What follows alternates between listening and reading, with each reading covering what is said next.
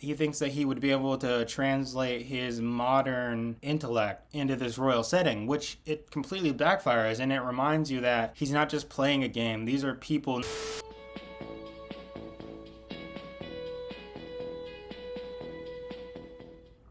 Yo, it's Shiro. This is Shiro's TV, and welcome to the installment of Bookin' It.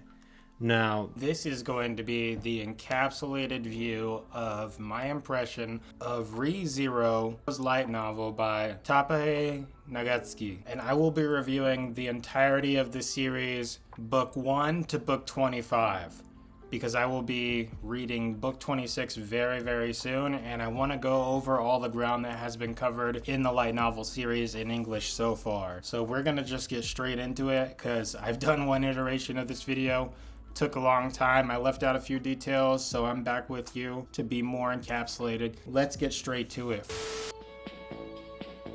First, we have Arc 1, The Tumultuous First Day, which is going to be encapsulated simply in the first book. Now, this book was an amazing first addition to the entire series. I think it was perfect for an introduction not only to the main character Subaru, but to the main character Amelia and their sort of tumultuous relationship and the sort of dangers that they're going to be encountering throughout the series. And it's such a gracious way of integrating a person into this sort of culture that they have, sort of through this isekai narrative. You know, I feel like I've been through a lot of isekais, and this one feels extremely different because of the very depth of the society itself. And we can go into that further, but this first book is really about grounding us in the new characters, grounding us in the setting, and, you know, you're just as lost as the main character.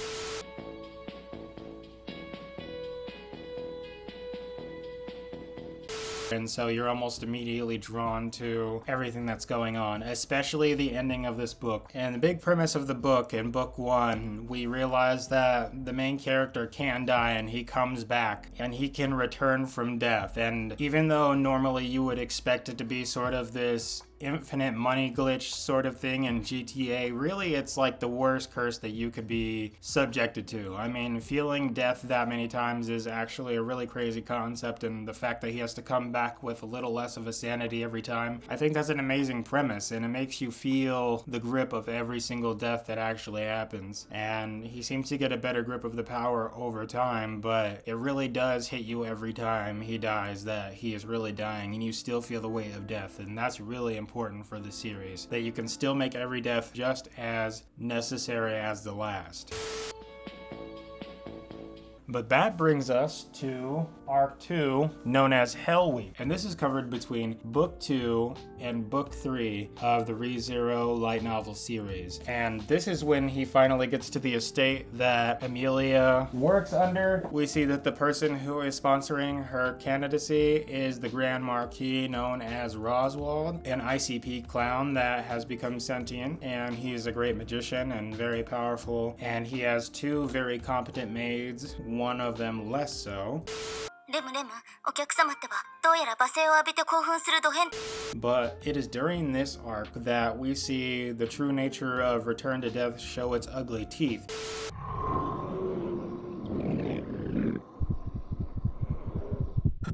Because Subaru is caught in a sort of whodunit mystery at the mansion. Who is killing him again and again and again? And once he finds out who it is, it really doesn't help him very much.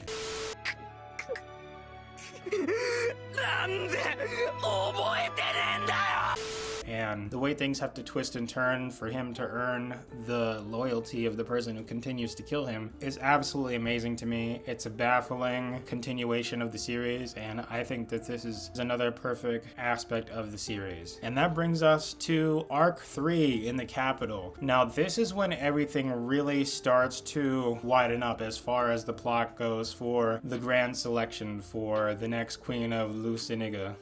Lagunica. We are introduced to a plethora of different characters, and quite frankly, it is maybe one of the most meatiest parts of the entire series. We are introduced to all of the royal candidate selections, and because of that, we are going from book 4 to book 9. Yes, it is a fucking huge bulk of chaos and destruction and misery, and maybe one of my favorite arcs because of how much needs to go into the preparation to continue living for Subaru. And I think that they write the characters so well. And this is a really important part of the entire series that I think is really critical and important to the entire persona of Subaru. And what makes this such a different kind of isekai in general for the anime watcher or the manga reader or whatever have you for the light novel. It is that Subaru thinks because he is transported to a different world that it is not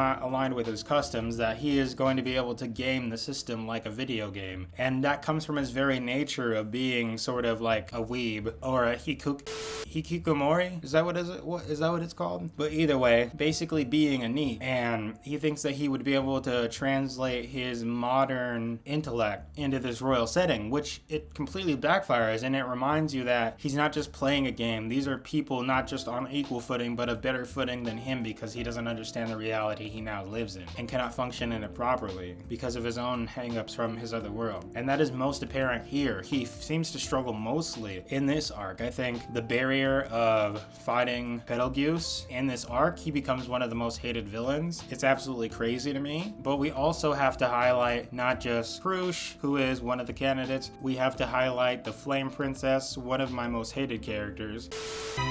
本当に貴様、つまらん男でしかないようじゃな。 But she is important as well. And we also have Anastasia, who is also a big fat cat who has a lot of money backing her. And you see that there is a lot of serious competition up against Amelia, who is just a good-hearted ditzy girl, you know, and you realize there's an uphill battle not just for Subaru to fight, because they're having an internal struggle between him and Amelia that gets really cringe, and maybe one of the most cringiest parts of secondhand embarrassment you experience is when he enters the throne room and when he has to go up against Julius. But seriously. 君にはどうやら本当に誇りがないらしい。 As far as this whole arc goes, it absolutely blew me away. The addition of fighting the white whale, absolutely flooring. I thought it was uniquely interesting to me. I have a fascination with whales that is very unique in my life, the same way it is with like bears. Whether it's like reading Moby Dick, whether it is actually hearing about whale stories or hearing about whalers or conservation acts, and just having a sort of fantastical flying whale that's basically invincible in the story was absolutely terrifying. It's the last thing I expected from the series, and they play it very, very well. And I will say it is amazing that they end up bringing Felt from the first arc back into the series, and she is an integral part into the series later on, I guess, and it just keeps growing that way. Another amazing arc. The third arc, known as Natsuki Subaru, is in the capital. And that brings us to arc number 4, Witches Give Stitches. And that is book 10 to book 15. Now this covers basically season 2 of the anime. And this is the Ekidana arc. This is the Witch of Greed and the Witch basically of Wisdom. And here we get a lot of introspection from Subaru as he finally gets to actually tell someone he returns from death. 君がこれまで何を思い、どう感じて、どれほど抱えてきたか、それを知りたい。 He gets a lot of closure through the Witch of Greed and the trials that he puts him through.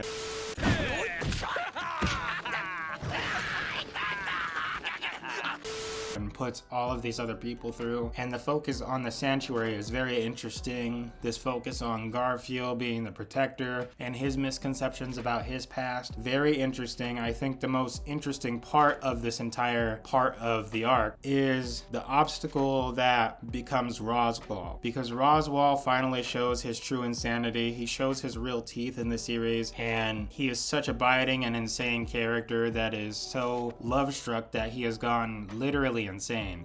意外な反応だ。驚きはある。義憤もある。だけど悲しみはない。取り返しがつくものと君は思っているんじゃないかい? And it seems his ambition is so unquenchable that he would literally destroy the world for his abject love for this witch of greed, who herself is not very interested in him, just seems to have him on a goddamn leash, you know? And unfortunately that can't let him see the love Ram has for him. And there's little aspects to that as well, and the various other sins outside of the white whale. And the white rabbit is up there, maybe worse. One of the most gruesome deaths, even in the light novel. I found that it was particularly terrifying.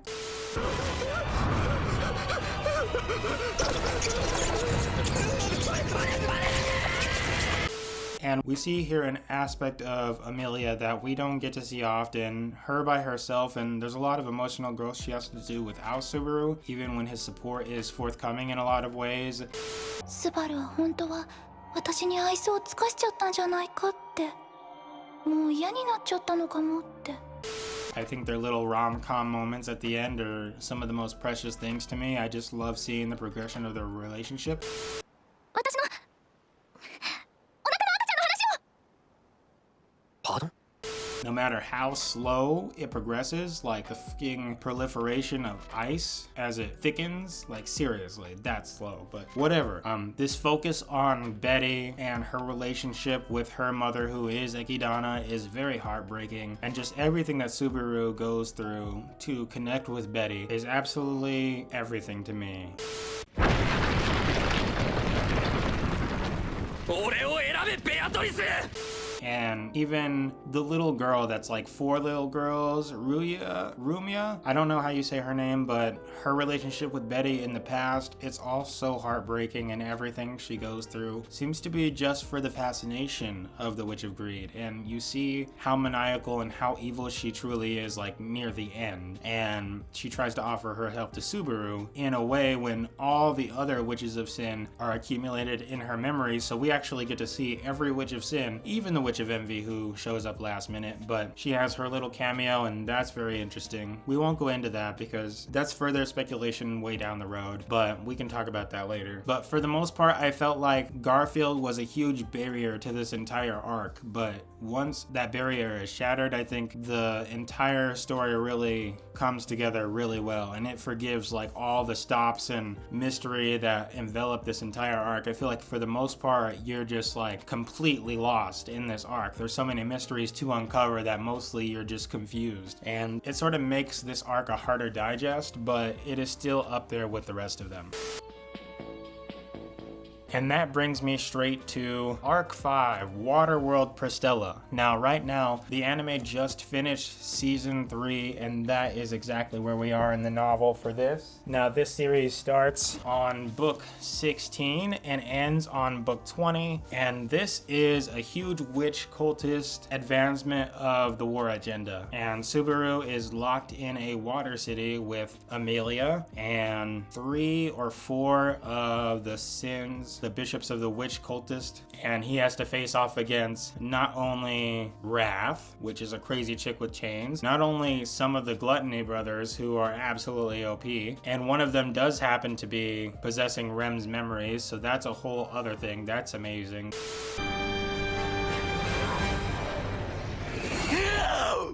That's a whole stake that we haven't even had an ability to grasp. But in this, we see all the enemies and all the friends come together to just have the craziest battles back and forth known to man. I think Garfield is a very interesting aspect to this entire thing. Also, Otto doing his own thing. I think every character serves an intense, important purpose, no matter where they're at in their regards, and no matter when something's going on. I think there is someone to be had somewhere to save somebody else's skin. And I think it's done so effortlessly to have all these characters positioned just the right way so that nothing necessarily goes as bad as it has to. Even though there is a lot of blood, a lot of guts, a lot of terrible things happening in this arc, I think at the end of the day, Subaru manages to come through with his indomitable spirit and wipe up some of these witch cultists, especially he who shall not be named. あのさ、花嫁が傷ついたらどうしてくれるわけ？ because honestly, he has been one of the biggest enemies and villains I've ever seen in anime history. 下手に出てやってればいい気になるなよ女が His backstory is absolutely appalling, and his downfall means everything to me. And maybe one of the best villains I've ever seen in an anime, period. But after we wrap up that one, we go straight on to the last section of our journey for now, and which is already in production for season 4. We go straight into the I Hate Sand arc. I don't like sand.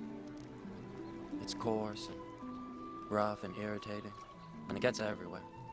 Which is books 21 to 25. And this will not only cover the trip around the Augurian Dunes, which is where they travel over the desert. You're gonna have a bad time. And even Reinhard has not been able to conquer this desert and find the tower that has not been found for centuries. And so half of the series is getting to the tower, and the other half is sort of conquering the tower. And You're gonna have a bad time. a lot of developments happened here that are really past the series that a lot of people don't know about, but I will say, man, the trek across the desert was the most harrowing thing for me. I felt like everything that could have gone wrong went wrong, and it's miraculous they even got to where they got, no matter how many times Subaru had to die. And it felt like purposelessly, honestly, like just left and right, death after death, and he persevered. He always got it done, even when that twisted moment with Patrice, that was crazy.